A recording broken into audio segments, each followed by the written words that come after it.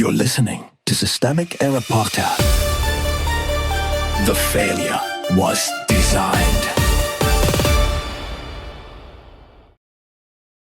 Trump buried by experts over move to stop Carroll payment have some self-respect, based on an article by David Edwards. Trump's appeal is not defiance, it's delay. The money already belongs to the judgment. Donald Trump's latest appeal does not magically freeze the court order requiring him to pay Jean Carroll more than $5 million plus interest. That is the basic fact the coverage has to keep in view. The power to move the money sits with the court clerk under Judge Louis A. Kaplan's order, not with Trump's press release grade legal theatrics.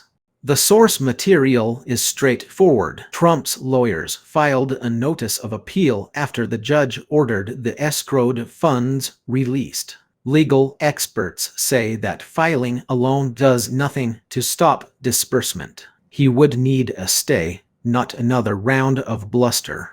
The real actor here is the loser. Trump is not exercising strength. He is trying to weaponize procedure against accountability. The decision-makers are the courts that entered the judgment, denied review, and now control whether the money is released. Trump's role is narrower. He is the judgment debtor using every available filing to stretch out the consequences. That matters because it exposes the pattern. This is not law as principled argument. It is law as delay machine. He lost, he appealed, he lost again. And now he is reaching for another procedural hinge to keep the case from ending on time. The framing flatters the dodger. Coverage that treats this like a meaningful counterstrike helps Trump by inflating the significance of a move that, by the source's own account, may amount to nothing. A notice of appeal is not a freeze button. If a story centers Trump's maneuver instead of the court's authority,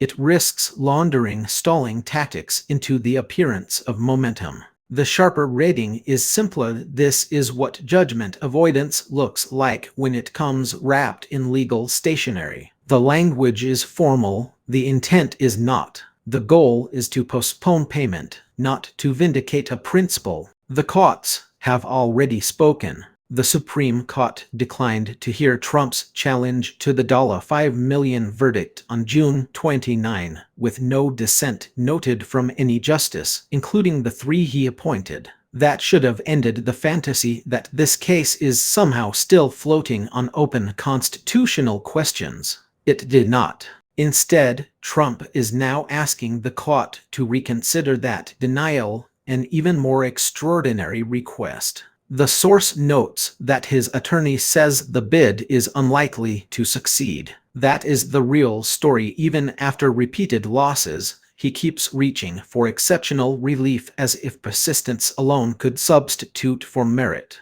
Another debt, same pattern.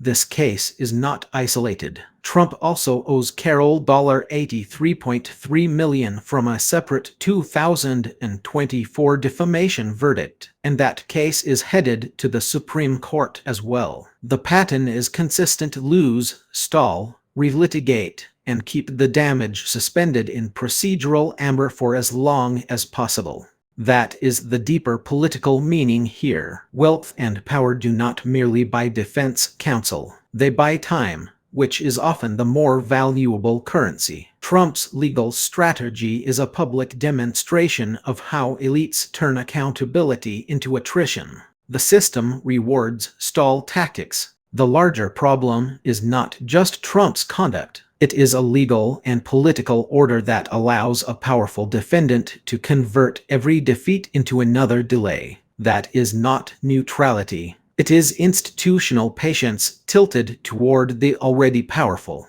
Carroll won a judgment. The courts affirmed the reality of that judgment. Trump's response is to drag the process across yet another threshold and pretend that persistence is exoneration. It isn't. It is the familiar politics of avoidance. If you cannot win on the merits, make everyone wait. You've been listening to Systemic Error. Thanks to Raw Story for today's article, with it automated voice of Bryce. Thanks for listening.